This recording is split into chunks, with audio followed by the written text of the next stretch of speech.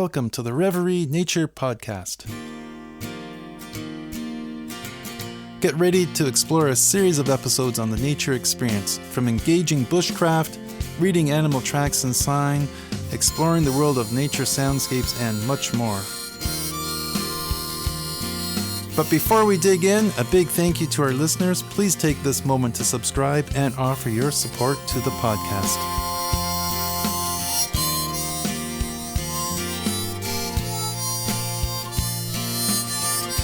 I'm Chad Clifford, your host and guide, and today we are continuing along the theme of legends of environmental stewardship. So let's again embark on a captivating journey through time as we breathe life into the stories of visionary figures who shaped the course of environmental conservation. People like John Muir, Henry David Thoreau, and Grey Owl, with more to come. From the Sierra Mountains to the tranquil shores of Walden Pond to the untamed forests of Canada, these reenactments will transport you to the heart of their most defining moments. So let their stories inspire and ignite your passion for nature and environmental stewardship. The third episode in this series is called Finding Solitude in Nature, a journey with Henry David Thoreau, where we venture into the serene landscapes of transcendentalism. Thoreau is an iconic figure whose compelling writings continue to resonate with nature lovers and seekers of inner peace alike.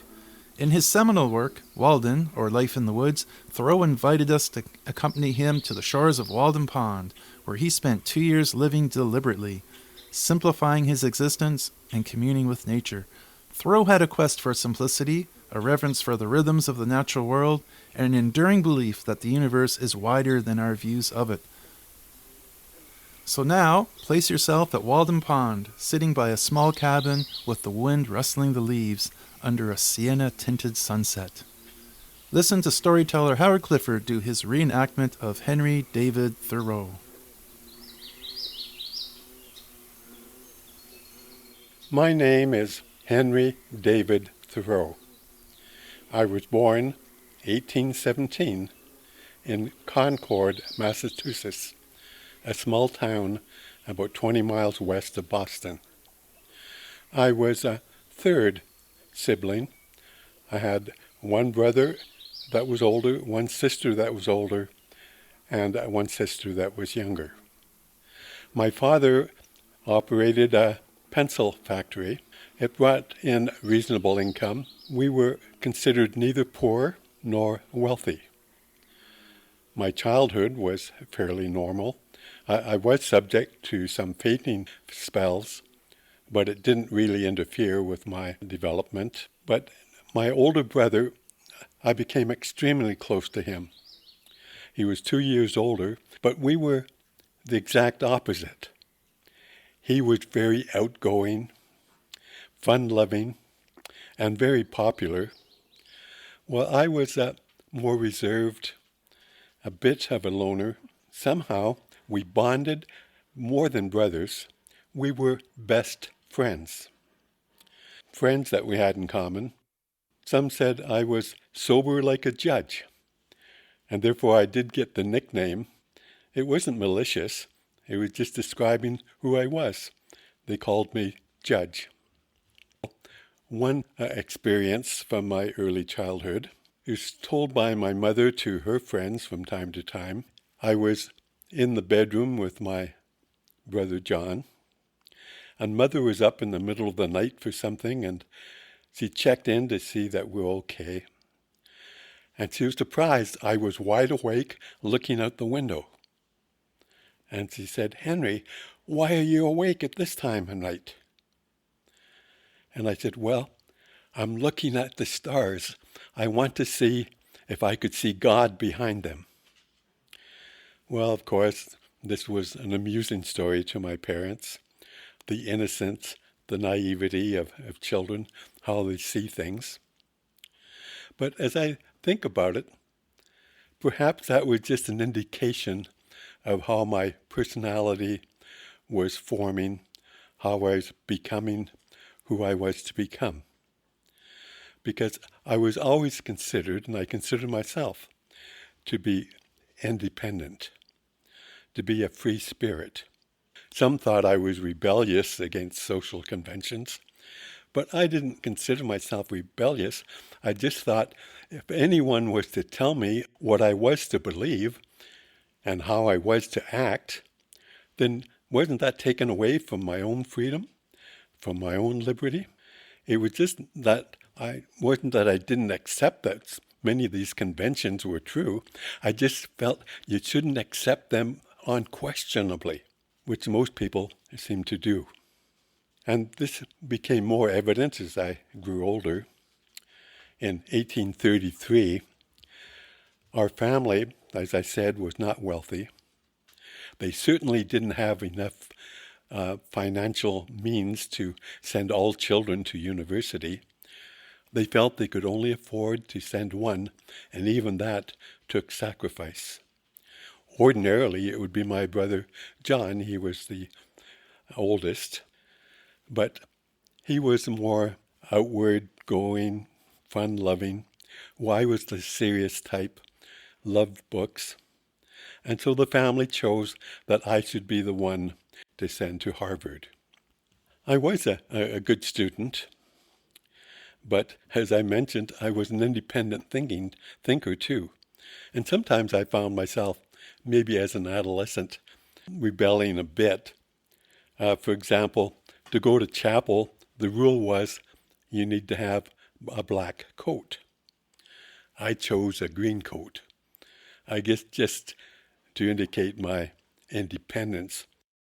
Probably the two greatest authorities that the university taught, at least in the courses I took, was Darwin. And he was sort of like me. His writings challenged all the social conventions and beliefs of the day. But as I read him, it just seemed to ring true. It seemed to fit with my own experiences. But the other authority that the university pushed was Adam Smith, The Wealth of Nations. Now, if you accepted his assumptions, it was pretty hard to argue. It was circular in some sense. If his assumptions was true, then everything else he said made sense, and certainly most people accepted that he was the most important figure for the economics of our nation. Somehow, it just didn't seem right to me. I couldn't quite put my finger on it, but I just somehow knew that he was not for me. And because I graduated at 75%, I was given the opportunity to speak. And so it was Adam Smith that drove some of my thoughts. And I remember making this statement: the commercial spirit of this day rests in the love of wealth that makes people selfish and greedy. Wouldn't it be better if people made riches the means and not the end of existence? Another factor at the university that really influenced me didn't come from my courses. It came from their wonderful library. I came across that great philosopher, Emerson, his book, Nature. And as I read his book, it just seemed to me to be everything I was looking for. And when I graduated 4 years later, 1837, I learned that Emerson had actually come to take residence in Concord. I couldn't believe this famous man in my small town.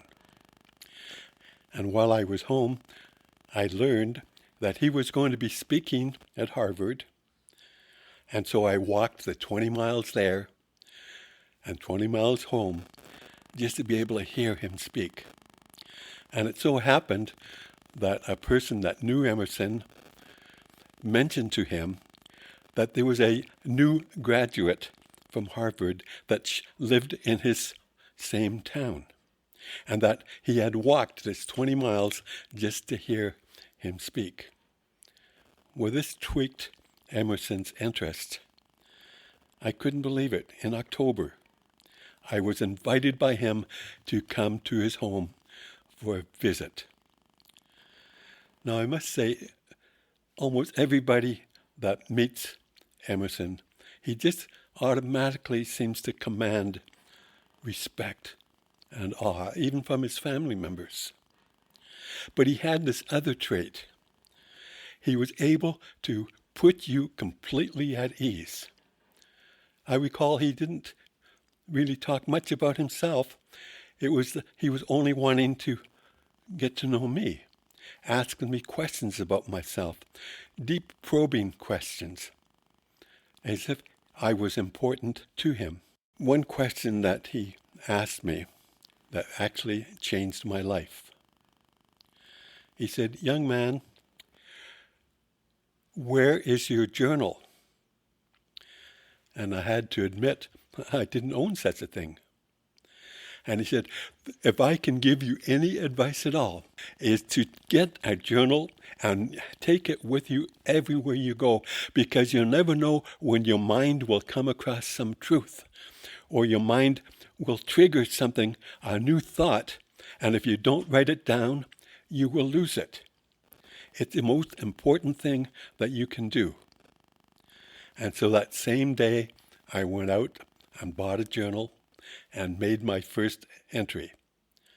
As I look back over my life now, 25 years later, I had 14 volumes and over 2 million words. It was, in truth, the best advice a young man could receive. I got a job, actually, being the schoolmaster for the very school that I had attended. I taught there for about 2 weeks when the school inspector came to evaluate my work. He spent a few days not saying anything, just observing. And then he said to me, "It looks like your students are doing well, and they seem to like you." And I said, "Well, I like them too." And he said, "But I noticed you've never once, during my time here, ever whipped any of them." And I said, "Well, there's never been a need to." And he said, "Oh no, that will never do. Unless they fear you. It's not that they should like you. They've got to fear you, or else they will never learn when learning gets tough." I couldn't believe that he was serious, though I know that most people felt like he did, that unless there was punishment or a stick, you wouldn't put out the effort to learn. But, I knew that the best way to learn is because you're curious. You want to find out things for yourself, and that in itself is motivation enough. More important than just being fearful of the school teacher. But he wouldn't listen to anything I had to say. It was just like he had accepted everything he had been taught, and it was just so obvious to him that this was true that there wasn't any room to think outside of what he had received. And I became angry. I shouldn't have, but I did. But it was just, to me, such an affront to have accepted the social convention without even willing to look at other possibilities. And so I quickly grabbed a tall student that was near me, actually taller than I was, and began to whip him. Well, that student looked at me with a surprise in his face. The rest of the class stopped what they were doing, and they had never seen me act this way before. And then I turned to the school inspector and said, "I resign." Well, of course, my parents were upset. I mean, they had sacrificed for me to go to university, and here I got what they considered a good job. And I had, in 2 weeks, acted like this. Well, I turned to my brother John, who I mentioned was always my best friend, and asked him if he would assist me in starting a private school. And so in 1838 to 1841, we ran a private school. And it went very well. The locals were always surprised to see us with the students visiting the various shops wandering through the woods, being outdoors as much as possible, because this is where I thought learning really took place. One of the students that I'll never forget was Louisa May Alcott. She went on to write Little Women. It's a classic today. But my brother had sickness spells, and he came down with I can only assume, with tuberculosis. And so we had to cancel the school. But it was at that same time I was invited by Emerson to live with him in his household, to be a tutor to his children and to manage household affairs while he was away on many of his trips. That went well. Then the saddest thing that ever happened in my life took place. It was January 11th, 1842. My brother John had been shaving. He nicked himself, and he soon developed lockjaw, a terrible disease. I recall holding him in my arms as he passed away. This made a big change in my life, the way I looked at life. And within early 1845, I decided I need to turn to something else. I need to really discover what's the meaning of life. And I went to Mr. Emerson, because he owned 50 acres, I believe it was, at Walden Pond. And I asked him if he would let me build a small cabin there and live for, I don't know how long I wanted to live there, but I just wanted to discover myself, discover the meaning of life, and that I would, when I left, would leave the cabin to him. He agreed. And so on March 5, 1845, I began to build with my own hands, with all the scrap lumber I could find, a little cabin, 15 by 10. And I moved in July the 4th. I wrote, I went to front only the essential facts of life and see what I could learn, what it had to teach, and not when I come to die discover that I had not lived at all. Now, many people were saying, well, why are you going to do that? It's unhealthy to live alone. And I remember wondering that myself. Would it be healthy to live alone like that? It's not going out into the wild tracts of wilderness that I would be really completely alone. I mean, it was only a 20-minute walk to town, which I did about once a week to get my clothes washed. And also, some of the visitors would come to the cabin from town just to see what I was up to and to have a chat. And I always welcomed them. But there is a big difference between Walden Pond, that 60-acre beautiful lake, and town.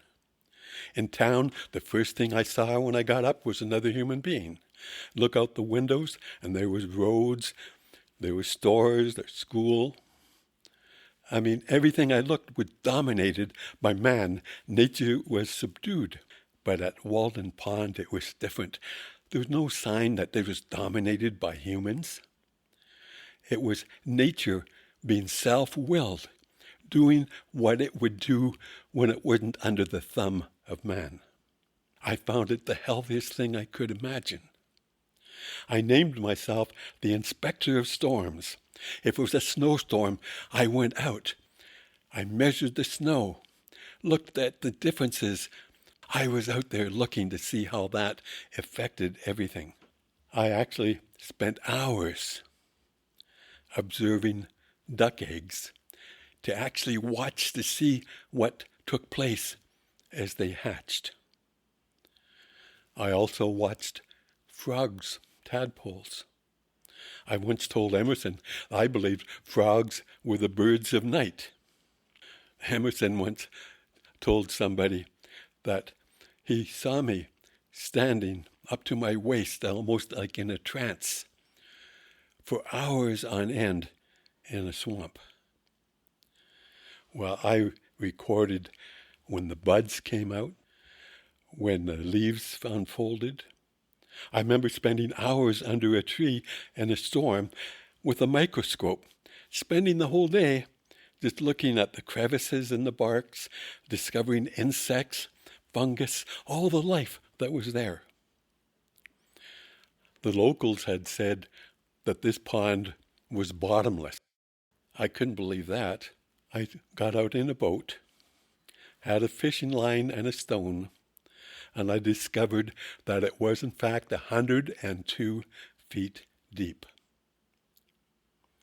I also found that walking at night, my feet were better than my eyes to find my way around.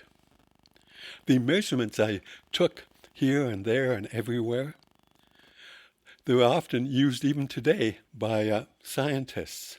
It was the most wonderful 2 years, 2 months, and 2 days of life.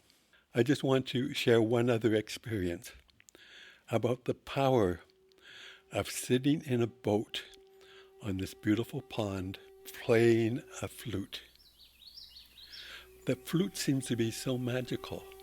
It just fit in, and I would become so entranced.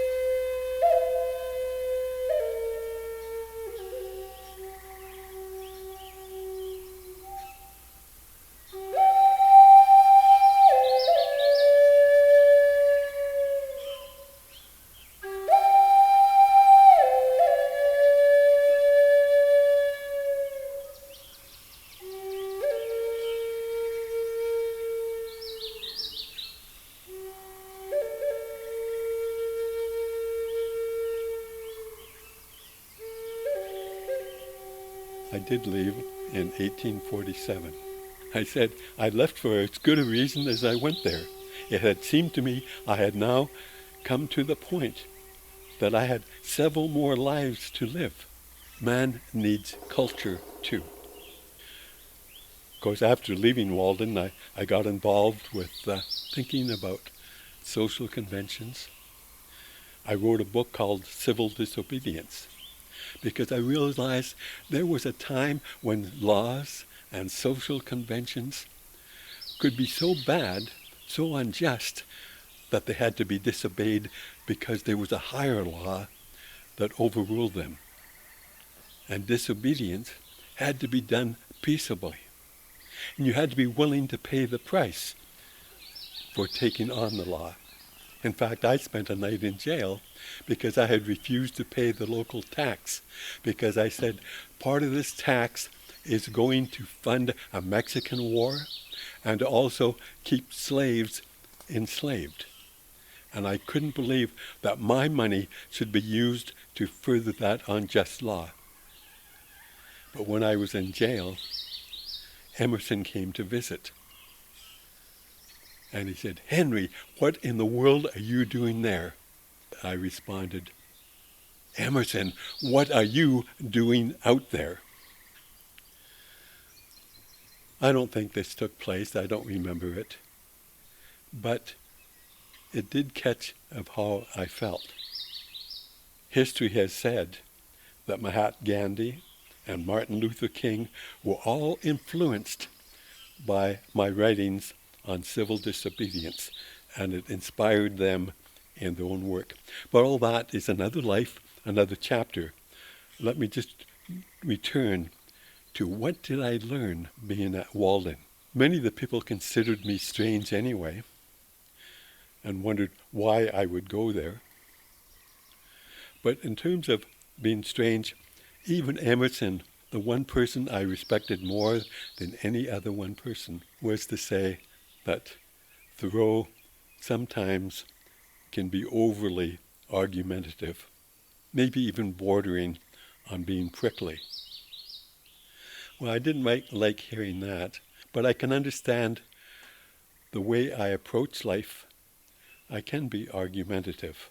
I remember one time Emerson had just made a plain statement. He wasn't trying to enter into a debate. He just said, he was praising Harvard. And he said, Harvard studies every branch of knowledge. And he left it at that. I thought that was too shallow. And I said, but not the roots. It just seemed this was part of my personality, to want to go deeper and dig deeper at every opportunity. And so it made me think about my differences. And I wrote, if a man does not keep pace with his companions, perhaps it's because he hears a different drummer. Let him step to the music which he hears, however measured or far away. Thus everyone needs to be free to question authority, question the things that are handed down, to find out for yourself whether these things are true that are being passed on. Because that's only when they are really your knowledge. I came to the conclusion that I cannot preserve my health nor my spirits unless I spend at least 4 hours a day sauntering in woods, hills, fields, free absolutely from all worldly engagements. I found that when my legs moved, that was when my thoughts came. I also found that nature is so important. If I cut a tree, I could no longer commune with it.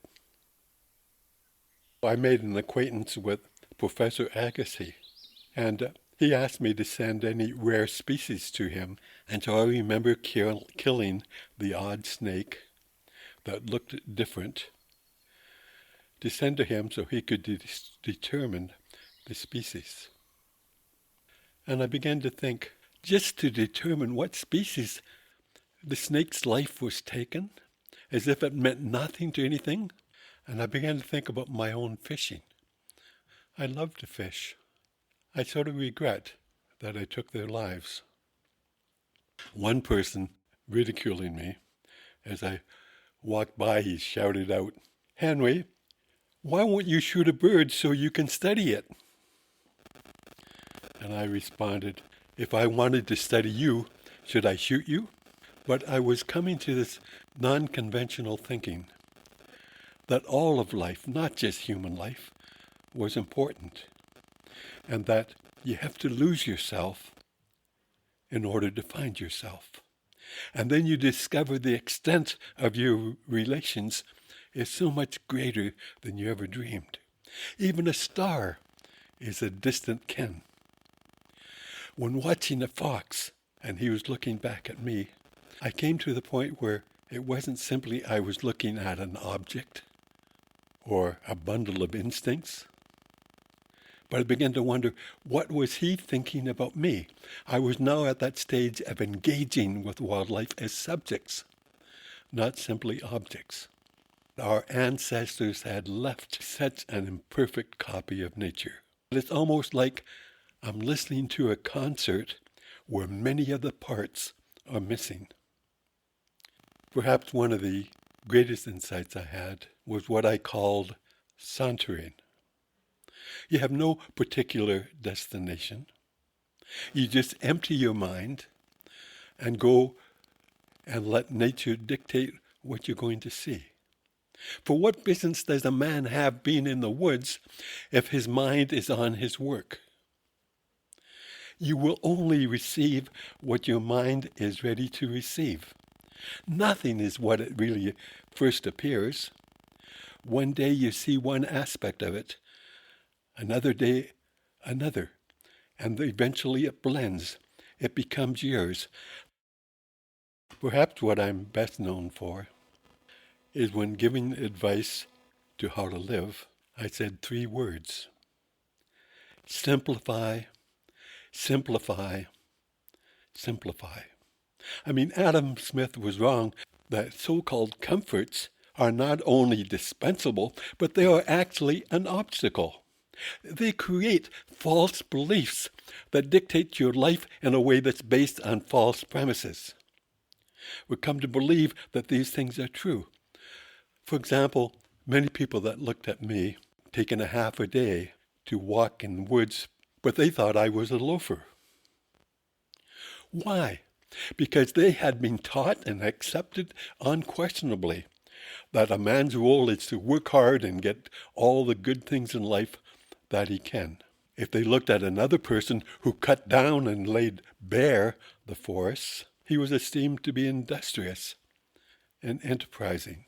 But I come to believe strongly that you are rich by the number of things you can afford to let go. You become enslaved by these things. I actually felt sorry from some of my friends who inherited farms, because it tied them to a life of quiet desperation. They were no longer free to do what they would consider the higher priorities in their life. You can ask me for a certain number of dollars if you will, but do not ask me for my afternoons. If I see both my forenoons and afternoons going to society, as most people seem to do, I am sure that for me there would be nothing left to live for. How much of my life, how much of my freedom am I willing to mortgage to get something I think I might want? Oh, I know I have little in worldly goods, but am I not more satisfied with my life, more happy in what I'm doing, than for many of those who have so many material things that it clogs up their life? I think we should reserve our practice. We should toil one day a week, perhaps, and have the others as our Sabbath to refresh our souls, to do the things that bring us true joy. Perhaps the greatest statement that I've recorded, a conclusion I stand by. In wildness is the preservation of the earth. You know, I find that generation, they do not know what an oak or a pine is because they've only seen inferior specimens.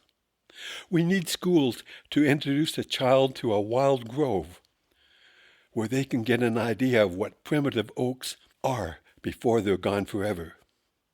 Each town should have a park or whether a primitive forest of 500 or 1,000 acres where not a stick should ever be cut. It should be a common possession for all of us forever, for our instruction and for our recreation. Well, I came to my moment of death and I was at peace. I died of TB May 6, 1863. I was 44 years of age. I recall one minister, when I was on my deathbed, came to visit and he asked if I was able to see the other side. And I responded, one world at a time. Another minister asked, have you made your peace with God? And I responded, I don't recall that we have ever quarreled.